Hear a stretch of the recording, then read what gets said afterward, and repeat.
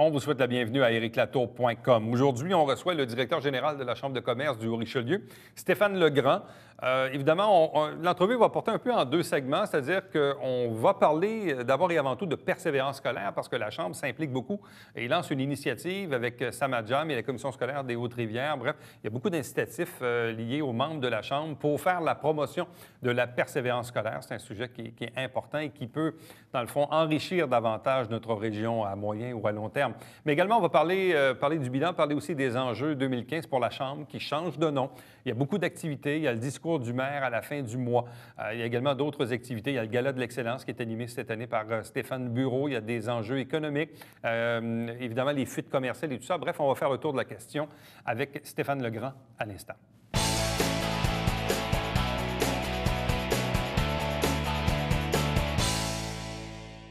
Parlons du mois de la persévérance scolaire. Parlons de la Chambre de commerce du Richelieu et de Samadjam. Avec nous pour en parler, le directeur général de la Chambre, Stéphane Legrand. Bonsoir et bienvenue. Bonsoir, M. Latour. Et bon début d'année. Merci à vous aussi. La persévérance scolaire, ça fait quand même plusieurs années, en tout cas nous ici, qu'on en parle à différentes occasions, à différents projets, soit des projets écoles, des projets commissions scolaires ou des projets même qui sont menés par différents organismes en Montérégie. En quoi est l'intérêt de la Chambre de commerce du Richelieu de s'associer à cette initiative? Mais premièrement, la persévérance scolaire, ce n'est pas seulement la question du cégep ou de la commission scolaire. C'est vraiment un élément qui appartient à l'ensemble de la collectivité. Puis on croit sincèrement que le milieu d'affaires a intérêt à avoir une main-d'œuvre qualifiée, à avoir des gens qui ont des meilleurs revenus, et ça commence par la diplomation. Donc, c'est pour cette raison que cette année, la Chambre de commerce a décidé de faire des choses concrètes, d'amasser des fonds pour avoir un projet qui est structurant pour la région. Avez-vous été approché ou vous-même, vous avez fait des approches? Bref, c'était quoi le... Je dirais que c'est un concours de circonstances. Premièrement, on a des partenaires à la Chambre qui sont la commission scolaire et le cégep. Donc, à l'année, on travaille avec ces deux partenaires-là pour promouvoir nos activités, pour que nous, on fasse la promotion de leur activité. Samadjam, ça faisait déjà un an qu'ils nous sollicitaient pour venir faire une présentation, nous rencontrer, impliquer le milieu d'affaires, parce que Samadjam, c'est beaucoup ça. On implique des entreprises qui mettent de l'argent, qui sont un OBNL, donc qui à but non lucratif. Puis ces gens-là vont dans les écoles pour donner des services aux jeunes et favoriser la persévérance scolaire. Donc, tous ces éléments-là, ensemble, ont donné le mois de la persévérance scolaire de la Chambre de commerce du Richelieu. Bon, qu'est-ce que c'est Samadjam pour les gens ou les parents qui nous regardent qui ne savent pas du tout c'est quoi? Samadjam, c'est un groupe de percussion. C'est des formateurs qui vont dans les écoles, qui vont rencontrer les jeunes. Donc, j'ai vu les témoignages de directeurs d'école, ils appelaient ça le grand dérangement, parce qu'une journée par semaine, c'est l'ensemble de l'école. Donc, un après-midi par semaine, il y a une formation, on donne des cours. Donc, tous les jeunes adhèrent à Samadjam, prennent des cours avec les formateurs, puis ça crée une ambiance tout à fait incroyable dans les écoles. Et je pourrais vous dire, juste par expérience, les commentaires qu'on a eus, c'est que cette journée-là, le taux d'absentéisme est quasi inexistant, autant chez les profs que chez les étudiants. Donc, c'est vraiment extraordinaire. Des deux côtés. Oui. Bon. Quel sera le rôle de la Chambre de commerce du Richelieu, en fait, des membres de la Chambre à l'égard de ce projet-là? En fait, il y a deux rôles. Premièrement, on demande à nos industriels, à nos commerçants, d'aller rencontrer les jeunes à l'école. Premièrement, pour leur parler de leur expérience, parce qu'on croit à la diplomation, mais on souhaite aussi, au niveau entrepreneurial, on le sait, dans notre région, on a une certaine faiblesse au niveau entrepreneurial. On veut donner le goût à nos jeunes dans les écoles de se lancer en affaires. Donc ça, c'est le premier geste que nos membres peuvent faire. Le deuxième, le 18 février, il y a une activité, le dîner mensuel de la Chambre de commerce qui va être dédié à la persévérance scolaire. Donc, l'ensemble des acteurs qui vont participer seront des gens qui vont promouvoir la persévérance scolaire. Donc, il y aura une levée de fonds qui va être liée à ça. Donc, monétairement, les gens vont pouvoir. Il y a aussi d'autres entreprises de Saint-Jean qui vont ouvrir leurs portes à des jeunes, surtout du secteur professionnel, pour démontrer tout ce qu'on peut faire à Saint-Jean, quel salaire on peut gagner pour donner le goût aux jeunes d'avoir une formation adéquate, pour avoir un salaire adéquat. Bon, quand on parle de la levée de fonds qui est liée à l'activité du dîner, c'est bien ça, du 18. Oui. Donc, qu'est-ce qu'on va faire avec ces argents-là? Chaque dollar ramassé, donc il n'y a pas de prise de profit de personne, toutes les sommes seront remises à Samadjam qui vont remettre à la commission scolaire dans le programme Samadjam, parce que Samadjam, il faut comprendre que chaque journée, chaque heure coûte de l'argent. Et pour qu'il y ait le plus d'écoles possible, il faut amasser des sommes. Donc, l'année dernière, c'était des entreprises de l'extérieur qui finançaient les opérations. Cette année, comme milieu, on a décidé de se prendre en main et d'essayer d'avoir le plus de Samadjam possible dans nos écoles. Un des premiers balbutiements je pense qu'on appelait ça pas zone carrière. Zone pro-études. Zone pro-études, merci.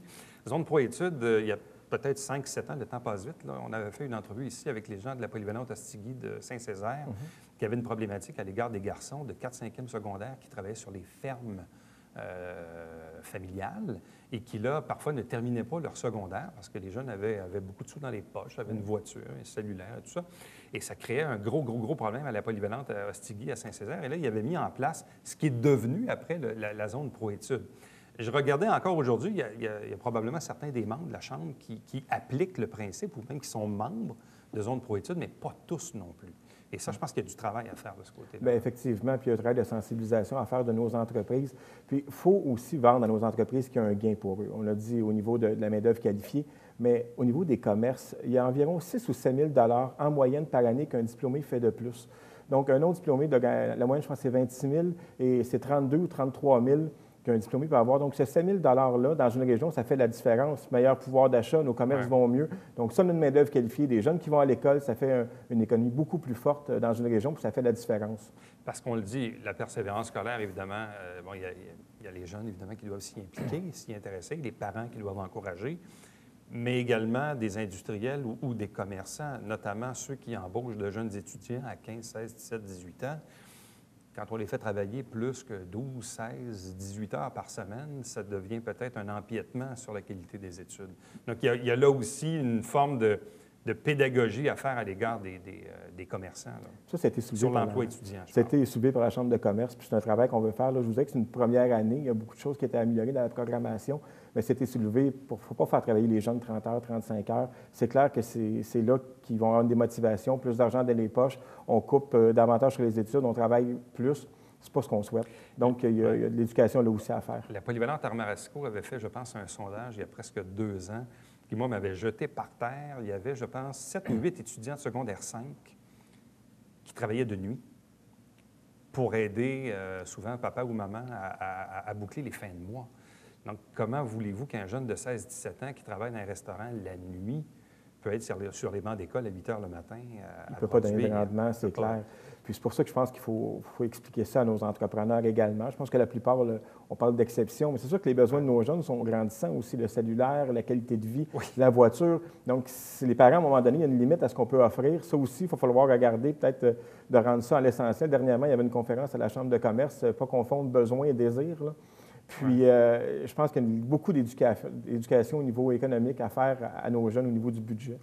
Donc, oui, il y a un impact important à ce niveau-là. Donc, encouragement de la part de vos industriels, de vos commerçants à l'égard de la persévérance scolaire. L'activité du 18 février, qui est en fait un dîner, mais qui va être dédié à la persévérance scolaire, avec une levée de fonds, avec le projet Samajam, c'est bien ça. Suivi donc aussi, vous disiez, au niveau du secteur plus professionnel, d'inviter vos entreprises à quoi? À accueillir, à ouvrir leurs portes. On veut faire des portes ouvertes, on veut que les jeunes aient accès aux entreprises pour vraiment voir comment ça se passe, est-ce qu'on aime ça? Parce que ça se fait déjà là, avec l'école professionnelle, mais là, on veut peut-être ouvrir des nouvelles entreprises, des gens qui n'ouvrent pas leurs portes habituellement. On sait, les chambres de commerce, on a un réseau qui est peut-être particulier. Cette année, on change de nom, on devient la Chambre de commerce et de l'industrie. Donc, on veut vraiment faire connaître nos industriels de façon importante. Donc, c'est l'objectif qu'on s'est fixé. D'ailleurs, le directeur de l'école professionnelle, M. Desnoyers, nous avait déjà dit en entrevue ici qu'un des problèmes qu'on a dans le secteur professionnel, c'est que parfois, on vient chercher les jeunes avant même qu'ils terminent leur diplôme. Tout à fait. Et ça, c'est le défi de dire à l'entrepreneur, laisse-moi au moins finir son diplôme, puis après ça, tu l'embaucheras à temps plein. Effectivement. Ça aussi, donc là aussi, il y a de l'éducation. Je comprends que pour l'industriel, des fois, il y a un besoin, on a une ressource, puis on la veut tout de suite. Est-ce qu'il faut produire tout de suite?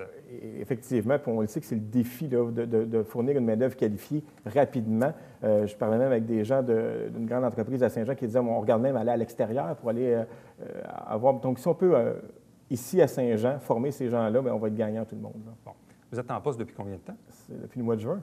Juin déjà? Oui. Comment s'est fait l'acclimatation, si on veut? Écoutez, c'est un défi de tous les jours. Moi, je trouve ça très, très agréable parce que l'objectif, premièrement, je pense que c'est d'avoir des gens aux activités de la Chambre, c'est que les gens puissent réseauter ensemble. C'est aussi d'amener un volet peut-être plus aussi politique au niveau de la prise de position. Donc, on fait beaucoup d'éléments actuellement dans ce sens-là. C'est d'amener plus de membres à la Chambre de commerce. Donc, on remplit ces étapes-là graduellement. Je vous dirais qu'actuellement, on est très satisfait là, de l'entrée. Puis les 6 premiers mois, je trouve que c'est quelque chose de très positif. J'adore ce que je fais. Qu'est-ce qui est le plus dur ou le plus facile? Le plus dur, c'est la mobilisation, je crois. Les gens veulent vraiment participer aux activités, les gens veulent une force économique à Saint-Jean, mais comment s'y prendre, de mettre tous les acteurs au même moment alentour d'une même table pour faire des gains régionaux, de ne pas travailler de... Parce que, tu sais, le discours est facile de dire on va tous travailler ensemble, mais dans le réel, c'est facile de le dire, mais de le l'appliquer, faire, de l'exécuter, c'est deux. Je pense que c'est ça le travail qu'on a à faire, mais je vous dirais que tout le monde est de bonne foi, tout le monde veut travailler pour le bien de Saint-Jean-sur-Richelieu. Puis, je vous dirais que d'ici 1 an, 2 ans, 3 ans, on va être encore meilleur parce que les gens, il ne faut pas jouer le rôle des autres. On n'a pas assez de main-d'œuvre, de ressources pour dédoubler. Qu'est-ce qui vous a surpris dans votre apprentissage à la Chambre de commerce? Parce que parfois, de l'extérieur, vous avez fait de la politique municipale, vous aviez un commerce, puis parfois, on peut avoir une opinion, positive ou négative, peu importe, là, ou des attentes. Est-ce qu'il y a des choses qui vous ont étonné ou surpris que vous ne saviez pas de la Chambre de commerce? Je me doutais, mais au niveau de qui est la Chambre de commerce, on a souvent la perception de dire une Chambre de commerce, c'est un regroupement de gens d'affaires, des gens qui ont de l'argent.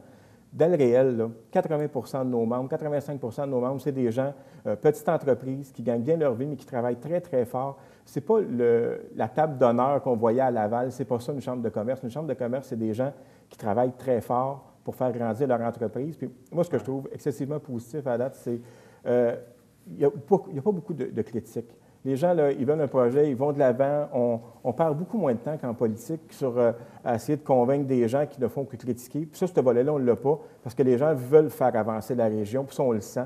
C'est vraiment important de garder ce momentum-là. Bon, on l'a dit un peu plus tôt dans l'entrevue, changement de nom. Bon, au cours des 25-30 dernières années, on a toujours appelé ça la Chambre de commerce du Haut-Richelieu. Oui.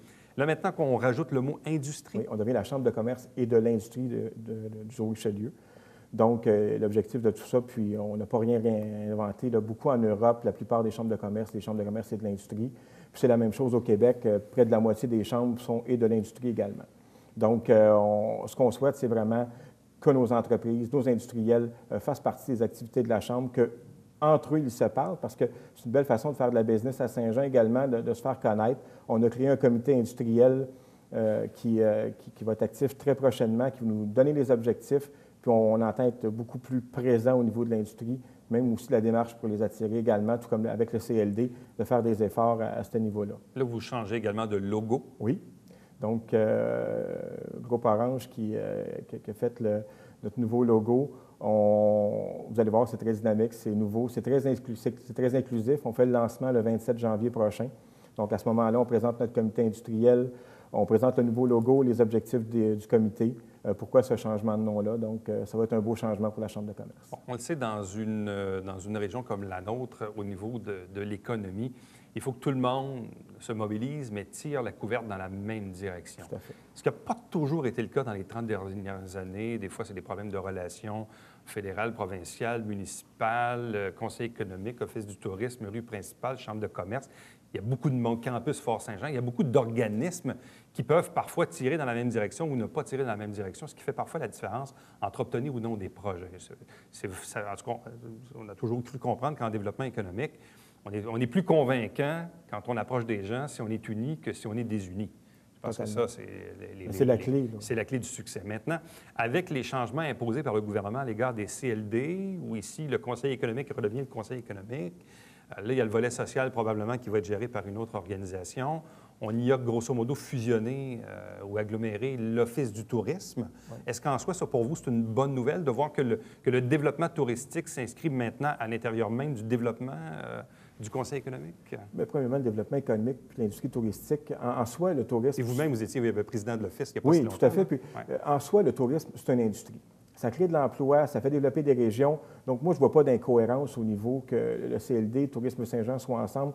Maintenant, c'est dans la façon dont les choses vont se faire. Puis là, je vous dirais que c'est un petit peu trop tôt pour savoir ça va être quoi le plan. Puis là, je vous invite les gens à venir le 29 janvier prochain écouter le maire Fecteau à la Chambre de commerce, qui sera notre conférencier, parce qu'on va en savoir un petit peu plus sur la vision économique de la ville à ce moment-là, comment on va développer, mais pour comment vous, les ça forces... a du sens, là. Bien, jusqu'à maintenant, ça fait du sens. Maintenant, c'est de savoir comment ça va se déployer, parce qu'il ne faut pas que ça soit noyé dans l'ensemble des industries. Il faut vraiment que le tourisme garde un aspect qui est un peu différent, qui est distinct, parce que chacune des régions a sa couleur. Et non pas que Tourisme Saint-Jean soit noyé à l'intérieur des opérations du Conseil économique. Ça va être le défi du Conseil économique actuellement, de garder les couleurs de Tourisme Saint-Jean, de continuer à faire la promotion de notre région de la même façon que c'était fait auparavant. Là, j'ai hâte de voir comment ça va se passer, mais ce n'est pas incohérent, cette décision-là. Bon. Secondo, et on l'a vu également dans le Canada français avant les fêtes, vous aviez exprimé le souhait de prendre charge du développement économique du centre-ville, qui actuellement est géré par la Société de développement du Vieux-Saint-Jean, qu'on appelait autrefois rue Principale, ou même il y a très, très, très longtemps, il y avait des SIDAC dans le centre-ville, financé grosso modo presque à 100 par la Ville en tant que telle. Finalement, la Ville a opté pour redonner un mandat d'1 an à l'organisme, ce avec quoi vous étiez en désaccord? Bon, on est en désaccord parce que, tu sais, on parlait d'être efficace. Nous, ce qu'on souhaitait au niveau de la Chambre, premièrement, il y a beaucoup de commerce au centre-ville. On veut développer le centre-ville. La Chambre de commerce est déjà un organisme autonome. Donc, l'ensemble du financement de la Chambre provient de ses membres. Donc, on voyait déjà, là, on avait déjà une permanence, on avait déjà des éléments, un loyer. On était déjà autonome. Donc, on voyait une économie pour la municipalité. Maintenant, on va continuer à travailler parce qu'on travaille avec la Société de développement. Puis, ce qu'on souhaitait, ce n'était pas non plus de dire, bien, vous n'avez pas votre place à Saint-Jean. Ce qu'on souhaitait, c'est de travailler ensemble, peut-être une fusion des organismes ou d'amener la Société de développement dans les murs de la Chambre de commerce pour être plus efficace au niveau du travail. Et là, on aurait pu faire des efforts concertés avec un budget plus important parce que nous, on avait déjà de l'argent, on coupait en salaire. Ce qui avait été coupé en salaire, on aurait pu le récupérer pour faire du développement économique. Mais à partir de ce moment-là, ça demeure une décision qui appartient au conseil municipal. Et l'avenir dira si, à un moment donné, il n'y aura pas des rapprochements possibles. Mais j'ai senti quand même une certaine déception. Là. Ça aurait été une opportunité pour vous. Là, on pense que c'est une occasion manquée. C'est un petit peu le titre du Canada français dernièrement. On pense qu'il y a beaucoup de municipalités actuellement qui se servent de leur chambre de commerce pour faire du développement, de l'organisation d'événements. On avait déjà l'infrastructure pour le faire. Donc, on voyait une certaine cohérence là-dedans. Maintenant, on va être capable de très bien travailler avec la Société de développement. Gala de l'excellence, toujours au mois d'avril. 24 avril prochain. Qui sera l'animateur? Stéphane Bureau. Donc, on est très content que M. Bureau ait accepté. On veut que ce soit un gala crédible. C'est l'occasion de récompenser nos entreprises méritoires là, dans l'année 2014-2015. On a de belles entreprises à Saint-Jean. Donc, c'est le moment là, de les saluer puis de les encourager à continuer. Bon, avec l'animation de Stéphane Bureau, là, qui est un journaliste qui fraye un peu dans le monde de l'humour aussi, là. On connaît un peu le style Bureau. À quoi vous vous attendez comme style d'animation, comme style ou de thématique de soirée? Premièrement, la thématique est établie, c'est les bonnes nouvelles. Donc, c'est une thématique média. C'est pour la raison qu'on a choisi Stéphane Bureau. C'est toujours un défi qu'un gala de chambre de commerce soit intéressant parce qu'on ne peut pas aller trop loin. On a une clientèle quand même sérieuse qui va de 18 à 75 ans. Donc, il faut vraiment être prudent dans la façon. Donc, on trouve que Stéphane Bureau, qui a un bon sens de l'humour, quelqu'un d'articulé, quelqu'un de crédible, ça allait vraiment dans le sens là, de la programmation qu'on voulait donner à ce gala-là. Bon. Et on est dans un gala où les gens donc, sont attablés durant la soirée. Oui. Est-ce que les gens se promènent un peu avant ou après? Bien, avant, il y a le cocktail. Ensuite, on garde la formule où, quand le gala se termine, les gens qui veulent continuer à passer la soirée, il y a un DJ.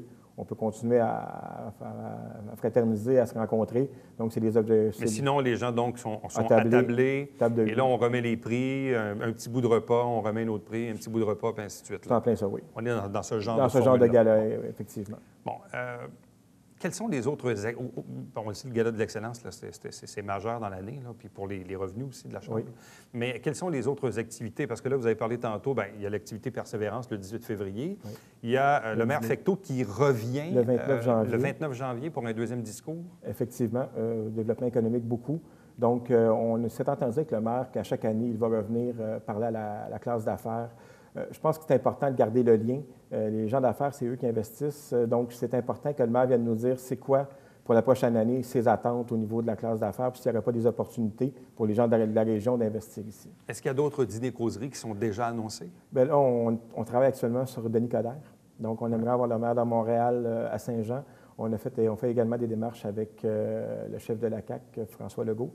Donc, on est en démarche, puis on attend des réponses, parce que c'est sûr qu'on veut des gros noms à la Chambre de commerce. Il y a un certain prix à payer, c'est d'attendre à la dernière minute pour avoir des confirmations. On a Steve Trank, qui va être un de nos conférenciers également au mois de mai. Donc, je crois qu'on a des gens autant au niveau local que national. On a une belle programmation au niveau de nos dîners. Puis, c'est pas mal les grandes activités qui s'en viennent. On a parlé du lancement tantôt également, le changement de nom, changement de logo. Tournoi de golf. Tournoi de golf qui va être au mois d'août, qui va être dans la prochaine programmation. Au fond, la programmation de la Chambre, c'est du 1er juillet au 30 juin. Donc, la première activité qu'on fait, c'est le golf. Mis à part ça, quels sont les dossiers chauds sur lesquels, parce qu'on disait tantôt que la Chambre se veut davantage politique, pourrait devenir davantage aussi un organisme de lobby qui défend des idées, des principes. Pour vous, quels sont les dossiers chauds importants? Il y a 3 dossiers qu'on a ciblés actuellement parce qu'on trouve important de ne pas s'éparpiller. Premièrement, la Ville de Saint-Jean, actuellement, au niveau des boisés, fait une consultation. La Chambre de commerce doit se prononcer et nous, on va aller un petit peu plus loin que les boisés. Ce n'est pas juste une question de développement du territoire. Pour avoir participé à une réunion, là, on sent qu'actuellement, c'est excessivement difficile de développer à Saint-Jean.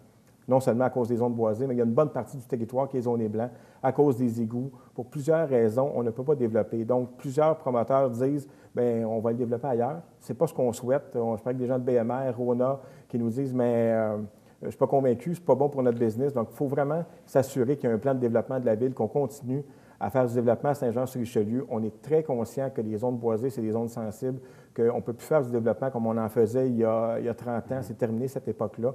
Par contre, on veut s'assurer que la Ville a un plan de marche, un plan de développement qui est important pour qu'il continue à avoir une vitalité économique intéressante à Saint-Jean. Autrement dit, que la Ville et la région aient un message clair, net et précis. Tout à fait. Pour les investisseurs. Oui, parce que là... Pas qu'il y ait de zone grise. Exactement. Puis je pense que la consultation, c'est ça l'objectif, c'est qu'au bout de la consultation, il va y avoir un résultat, il va y avoir un rapport, puis il y aura une stratégie de développement à long terme. On veut s'assurer que les choses soient claires pour qu'ensuite les gens prennent les bonnes décisions au niveau du développement. Bon. Deuxième dossier chaud. L'autoroute 35. Évidemment, il en manque un petit bout. Bien, exactement, un bout important pour le développement économique de Saint-Jean. On a eu le ministre Poetti qui nous annonçait que l'autoroute 35 serait complétée. Maintenant, on aimerait avoir un échéancier. Puis on entend faire pression, continuer à faire les démarches auprès du ministre pour s'assurer que d'ici la fin du mandat, qu'il y ait des annonces à ce niveau-là, parce qu'on le sait, c'est beaucoup d'emplois qui sont reliés à l'autoroute, à l'accomplissement de l'autoroute 35. Donc ça, c'est vraiment important pour nous. Et le troisième dossier important, c'est l'achat local, toute la question des fuites commerciales.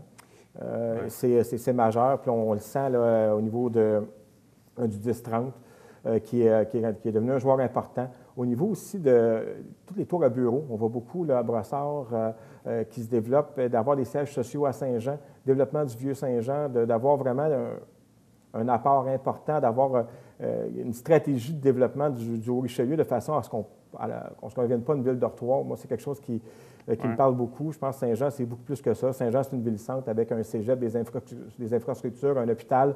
Donc, il faut se développer comme une ville-centre avec une économie forte. Donc, c'est les 3 dossiers. Ça va être un défi terrible parce que, on le voit, là, Saint-Luc, la Prairie, ça se touche pratiquement. Au début, il y a 20-25 ans, on disait presque aux gens qu'il y avait une douane virtuelle à la 10 et à la 35, mais on dirait qu'il n'y en a plus aujourd'hui. On dirait que c'est de plus en plus fluide là, entre Rive-Sud et Saint-Jean. L'autre aspect, c'est qu'il y a beaucoup de gens aussi qui, maintenant, sont nés à l'extérieur, avaient une maison à Candiac, à Saint-Bruno, puis là, ils s'achètent une maison à Saint-Jean ou à Marieville, etc. Donc, le degré d'appartenance, il est moins évident qu'il ne l'était il y a 30 ans. C'est une question d'offre. Si à Saint-Jean, on offre des choses de qualité, moi, je regarde Pacini. Le restaurant Pacini qui vient de rénover, ce restaurant-là n'a rien à enlever à personne, là, que ce soit au 10-30 ou à Montréal. Ces gens-là ont mis de l'argent, on arrive là, on vit une expérience. Puis c'est exactement ce qu'on veut que nos entreprises fassent.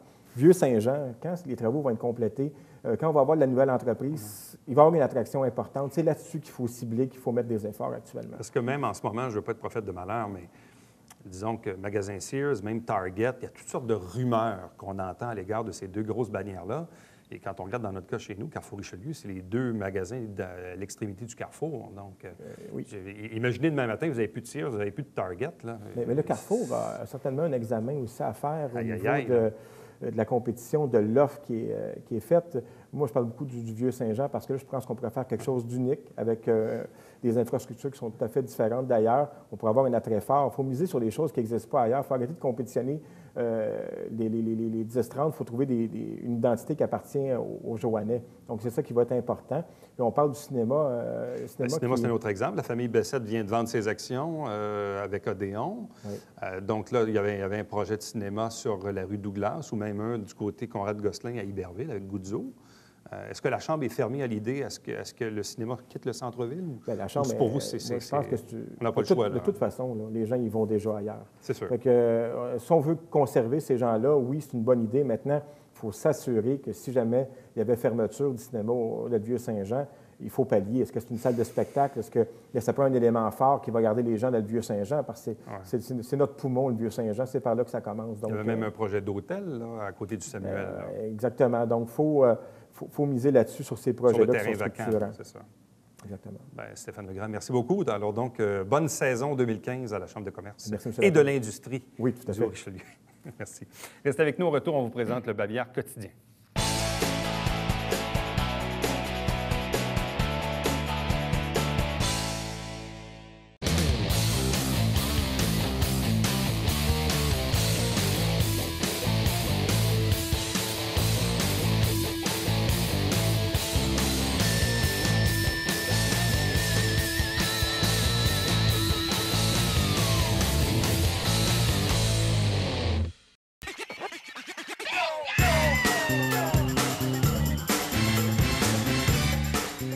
Pour vous divertir dans le confort de votre foyer, Télébingo TVHR, tous les dimanches matins, 9h30, avec votre meneur de jeu, Alain Rameau. C'est un rendez-vous.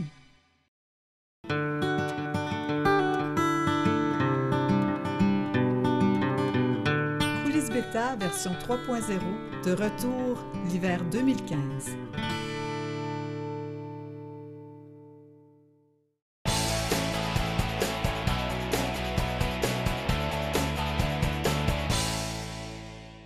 Le début d'une année, c'est souvent bon pour les résolutions, les remises en forme, l'arrêt tabagique.